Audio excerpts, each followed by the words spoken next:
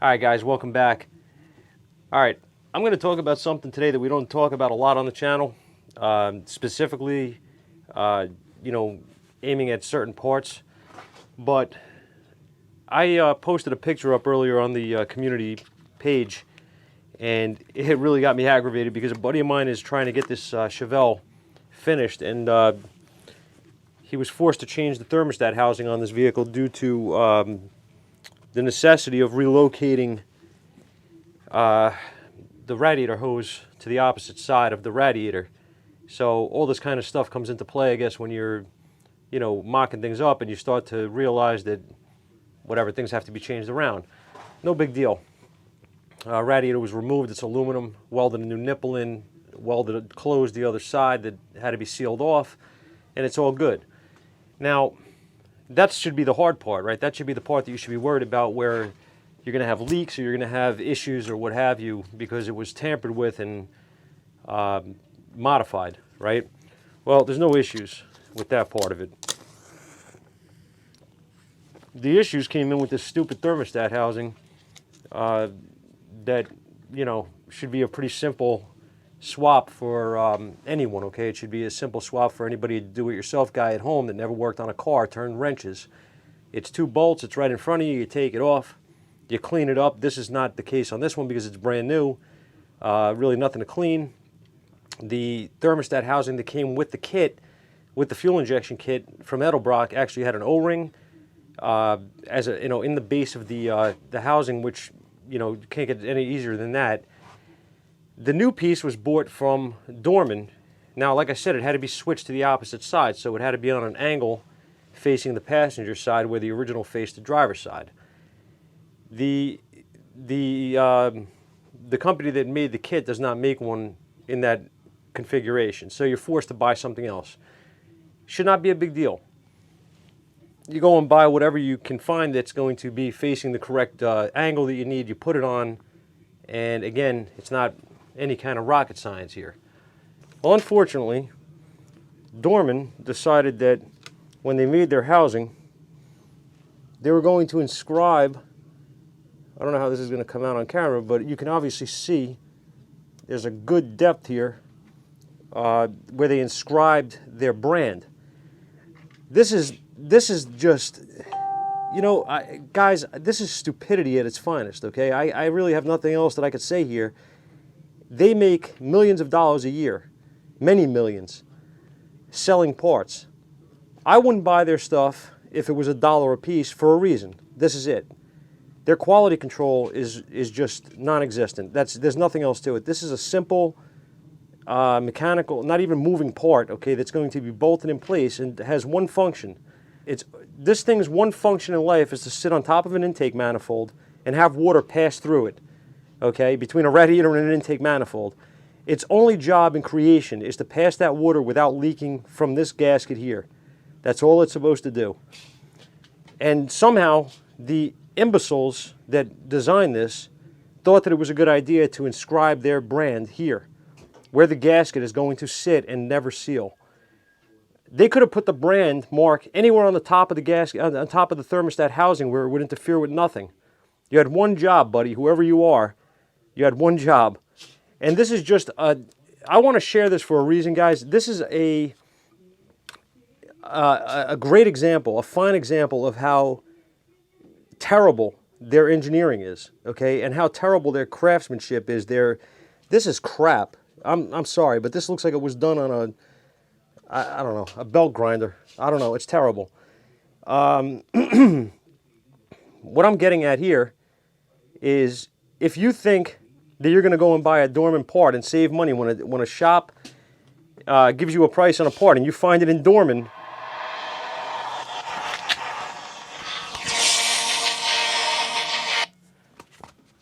for a quarter of the price, well, your chances of that part not failing right out of the box are slim to none. And if it doesn't fail out of the box, I can almost guarantee you it'll fail within a week. They are the worst freaking parts on the face of this earth. Now, if it was not necessary to keep this part, I would throw this back in the box and send it back. But we need this offset. So, lucky for my buddy, years ago, my father taught me that if you put the time in, you can probably fix it. He also taught me that machining tools are really good, just like torches and welders and all that sort of thing. This is a mini mill. I don't know if I showed this on the channel before. I may have. This is a. I'm gonna give these guys a shout out. This is littlemachineshop.com. If you guys are on a budget or you're just looking for hobby grade or hobby sized machines, these guys probably make the best in the industry. Anyway, littlemachineshop.com kicks ass. We're going to move on from there. All right, we're going to give this a whirl. We're going to see where we're at.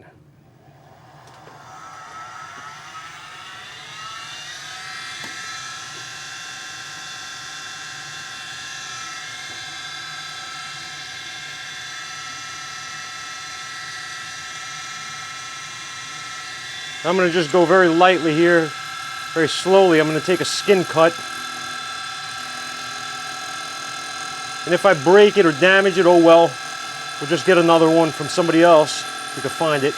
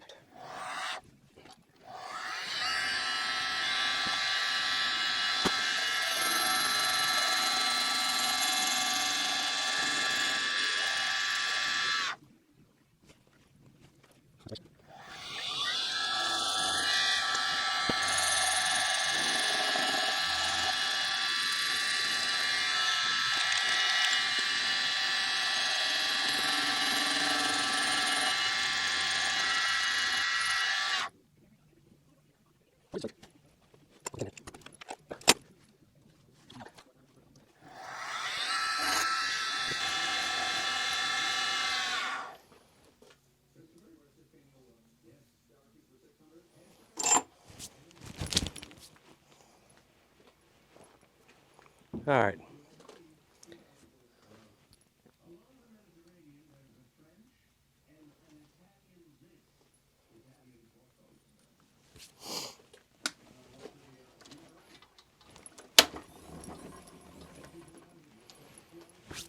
All right.